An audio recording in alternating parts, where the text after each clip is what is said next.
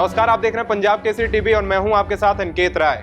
देश में अगले साल से जनगणना की शुरुआत होने जा रही है। इसके आंकड़े 2026 में जारी किए जा सकते हैं। इस बार की जनगणना काफी मायनों में अलग होने वाली है। इसकी एक खास वजह यह भी है कि यह ऐसे टाइम पे हो रही है जब भारत दुनिया के सबसे ज्यादा आबादी वाले देश बन चुका है। भारत ने चीन को आबादी के मामले में पीछे छोड़ दिया है। साथ ही इस बार की जनगणना में संप्रदाय को लेकर भी कई सारे सवाल किए जाने के आसार दिख रहे हैं। लोगों से उनके संप्रदाय से जुड़ी जानकारी भी जुटाई जा सकती है। ऐसा अभी तक कंफर्म नहीं है, लेकिन अनुमान लगाया जा रहा है, क्योंकि लोकसभा चुनाव में जातीय जनगणना एक प्रमुख मुद्दा रहा था। अब तक की जनगणना का जो पैटर्न था उसमें केवल धर्म और वर्ग ही पूछा जाता था। साथ ही SC, ST और जनरल कैटेगरी की गणना होती थी। हालांकि इस बार यह भी सवाल किया जा सकता है कि वह किस संप्रदाय के अनुयायी हैं। अब इसको एक उदाहरण के जरिए समझने की कोशिश करते हैं। जैसे इस्लाम में शिया और सुन्नी शामिल होते हैं, जबकि जातियों में ब्राह्मण, क्षत्रिय और वैश्य जैसे समूह शामिल हैं। धर्म और वर्ग के साथ साथ संप्रदाय के आधार पर भी जनगणना की मांग पर केंद्र सरकार विचार कर रही है। लेकिन इस बार की जनगणना में संप्रदाय पूछा जाएगा, इस पर अभी केंद्र सरकार की तरफ से कोई प्रतिक्रिया सामने नहीं आई है। लेकिन कई लोग कयास लगा रहे हैं कि इस बार की जनगणना जातिगत भी हो सकती है।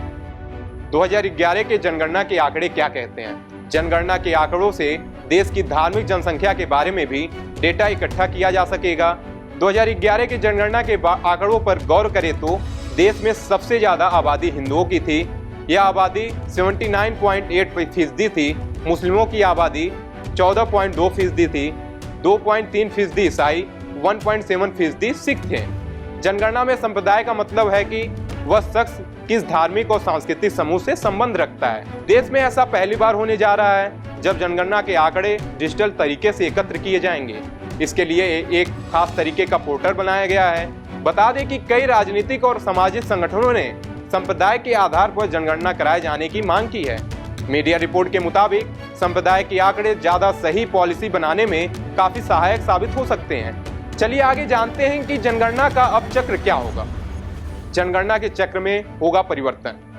इससे पहले जितनी भी जनगणना होती थी वो दशक की शुरुआत में ही होती हुई आ रही है, जैसे कि साल 1991, 2001, 2011। इस बार की जनगणना साल 2021 में होने वाली थी। हालांकि कोरोना महामारी आ गई थी तो इसको टालना पड़ गया था। इसके बाद अब जनगणना के चक्र में भी बदलाव होने वाला है। अब जो नया चक्र शुरू होगा वह 2025 के बाद 2035 और फिर 2045, 2055 होगा। अभी तक इस बात पर किसी भी तरह का कोई फैसला नहीं किया गया है कि जातिगत जनगणना की जाएगी या नहीं। विपक्षी दलों की तरफ से लगातार जातीय जनगणना की मांग की गई है। कई लोगों के जहन में एक सवाल उठ रहा है कि जनगणना में कितने सवाल पूछे जा सकते हैं। तो बता दें कि मीडिया रिपोर्ट्स में दावा किया जा रहा है कि जनगणना में 31 सवाल किए जा सकते हैं। इसमें परिवार के लोगों की कुल संख्या, परिवार की मुखिया महिला है या नहीं, परिवार के पास कितने कमरे हैं और परिवार के पास टेलीफोन, स्कूटर, बाइक है या नहीं। इस तरह के दैनिक जीवन से जुड़े और भी कई सवाल किए जा सकते हैं। जनगणना के आंकड़े 2026 तक उपलब्ध होंगे। जनगणना पूरी होने के बाद लोकसभा सीटों का परिसीमन भी शुरू होगा।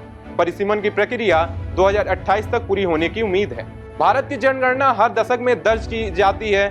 स्वतंत्रता के बाद पहली बार जनगणना 1991 में और आखिरी जनगणना 2011 में की गई थी। जनगणना के आंकड़े भारत सरकार के लिए नीति निर्माण और कार्यान्वयन तथा देश में संसाधनों के समान वितरण को सुनिश्चित करने के लिए अत्यंत महत्वपूर्ण है।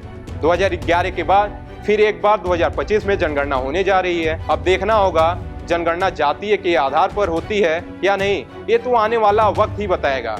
फिलहाल के लिए इतना ही। बाकी देश दुनिया के तमाम खबरों को देखने के लिए देखते रहिए पंजाब केसरी टीवी। हमसे जुड़े रहने के लिए हमारे YouTube चैनल को सब्सक्राइब करें और नई वीडियो की नोटिफिकेशन के लिए बेल आइकॉन को दबाएं।